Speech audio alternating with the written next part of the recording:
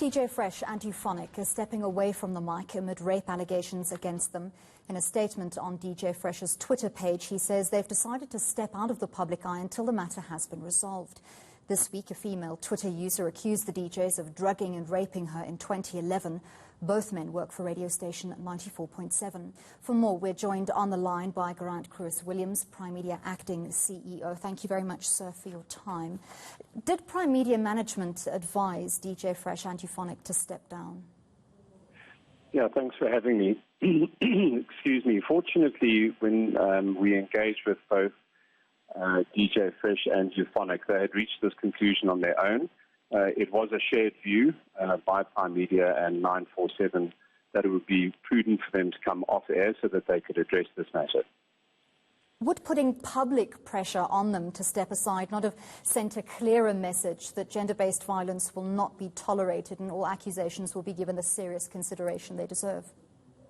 Well, in this instance, I don't think that public pressure was required. The South African police confirmed late yesterday that a case had been opened, and within a matter of 12 hours, they are no longer broadcasting, and as I understand it, have stepped back from all public engagements in the rest of the spheres of their life. You've publicly, as Primedia, addressed the decision made by DJ Fresh and Euphonik in support of them stepping down, but you've not publicly expressed any concern for the alleged victim. Why not?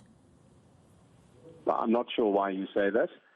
In a statement earlier and in a number of statements, we've made it clear that we take these sorts of matters extremely seriously, that we apply an ongoing and very rigorous internal process to the system. And we've made it very clear that we're in the hands of the authorities, and we look forward to them dealing with this as expeditiously as possible in the interests of both the victim and DJ Fresh and Euphonik. And we are convinced that they will do so and reach a just conclusion.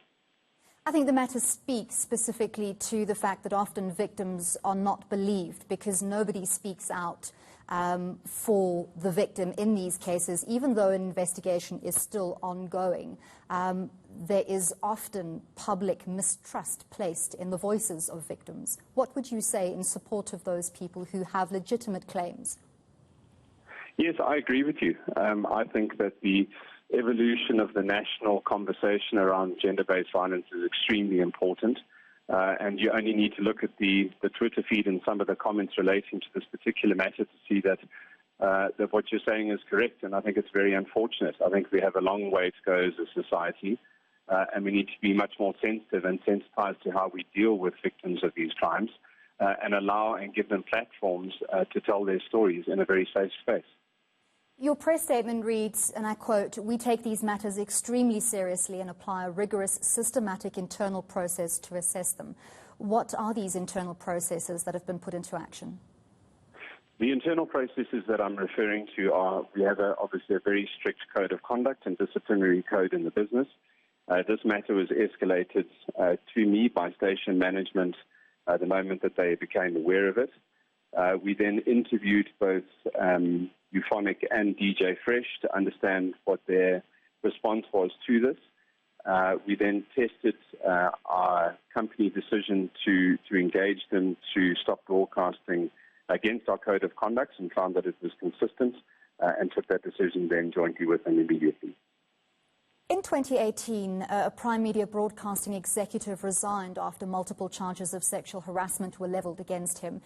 Do you think there's a culture of toxic masculinity at Primedia?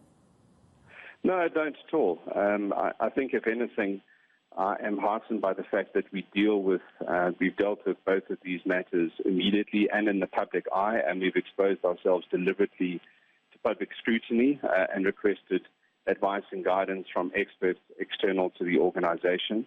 I think that this is prevalent in South Africa, and I'm proud that we are dealing with it in such a transparent way. Do you think that South Africans in general need to stop dealing with these issues on social media and on media platforms and allow due course or due process to take its course? I think it's very difficult because I think social media has an important role to play in educating people and giving stories that previously weren't aired in public oxygen so that people become aware of them. But I do think that sometimes the level of engagement and the sort of engagement on social media can be unhelpful and distasteful. And I think that we need to mature as a country and use the platforms in a more responsible way. Thank you very much for taking the time to speak to us. That was Geraint Crwys-Williams, Primedia Acting CEO.